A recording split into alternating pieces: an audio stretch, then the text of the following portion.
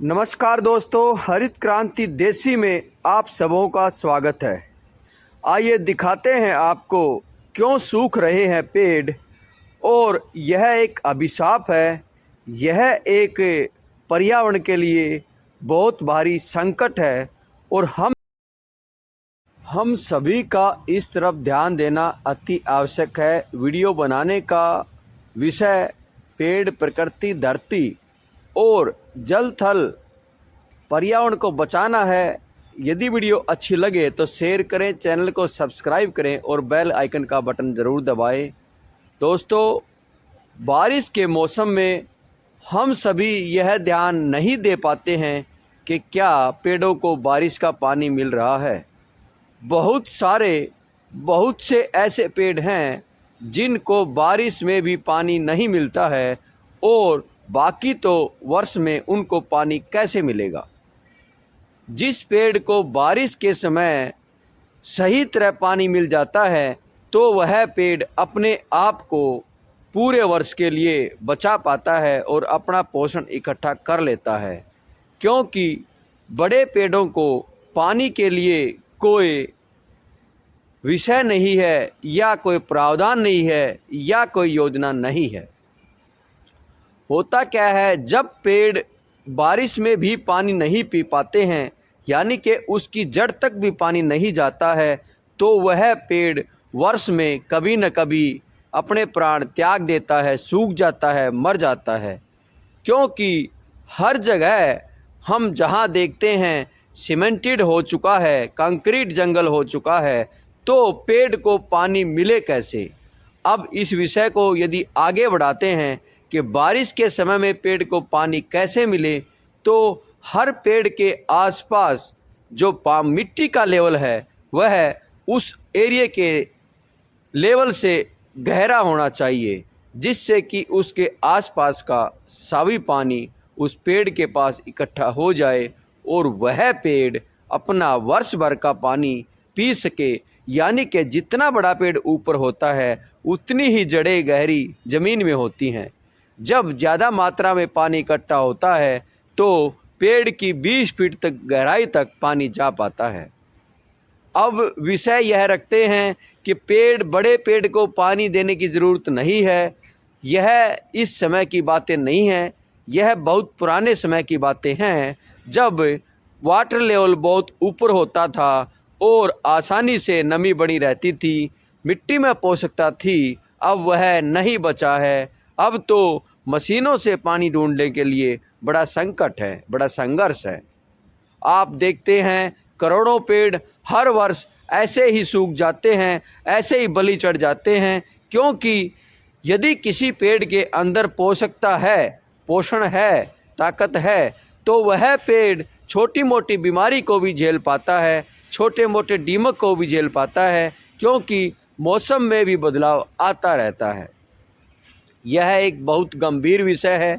बार बार हम इस विषय पर ध्यान देते हैं, वीडियो बनाते हैं, और आपने देखा भी होगा कि अलग अलग जगह अलग अलग तरह के बहुत सारे पेड़ हमने सूखे हुए दिखाई गए हैं और पेड़ों को बचाने के लिए प्रयास भी किए हैं। यानी कि पेड़ को पेड़ और पानी विधि से भी जोड़ा है।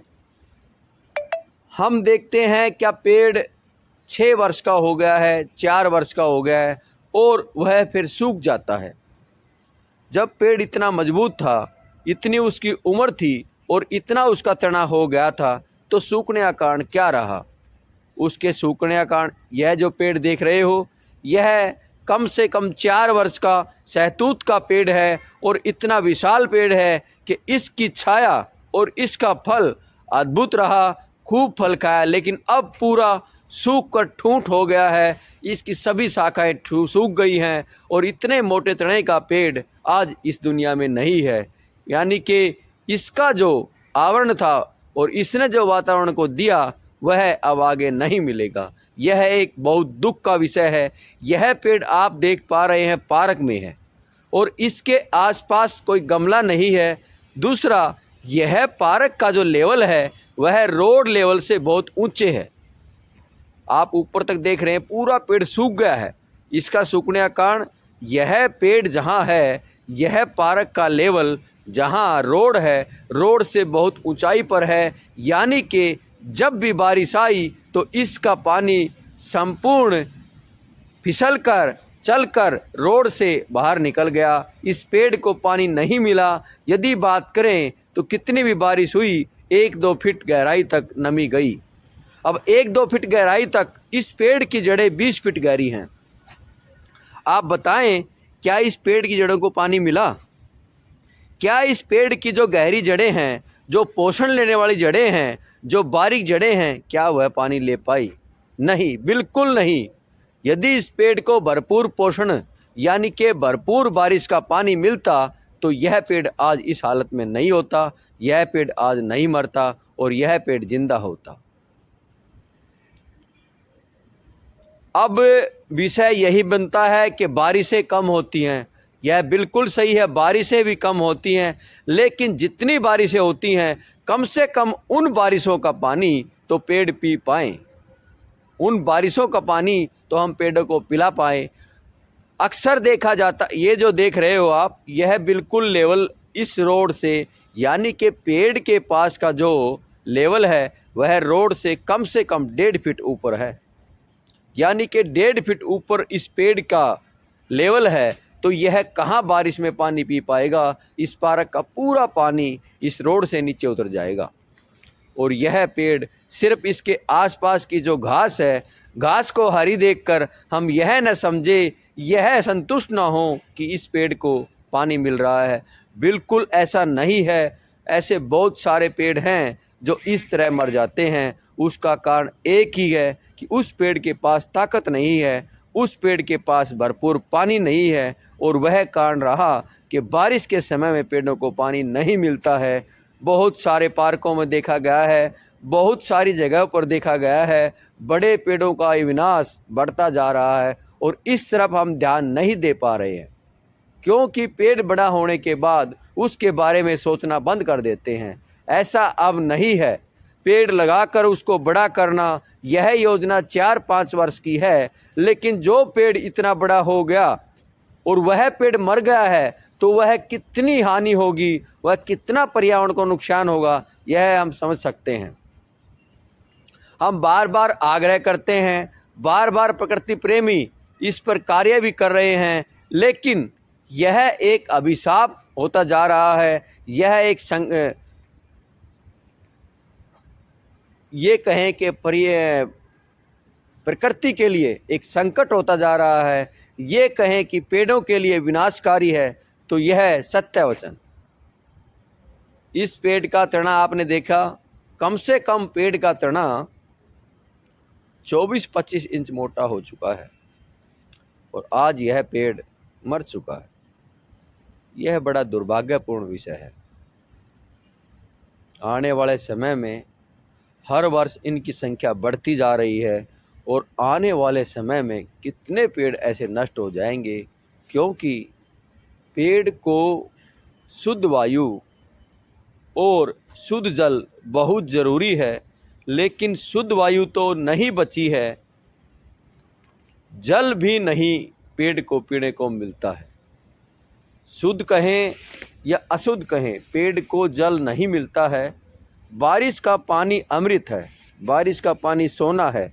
आप देखेंगे आपके आसपास यदि कोई पेड़ बारिश में भरपूर मात्रा में पानी पीता है तो उस पेड़ की ग्रो, उस पेड़ की बढ़वार और उस पेड़ का आवरण विशाल बन जाता है। बारिश के पानी में पोषण बहुत ज़्यादा है। यदि वह ज़मीन में गहराई तक जाता है तो लंबे समय तक नमी बनी रहती है, लंबे समय तक पोषणता बनी रहती है।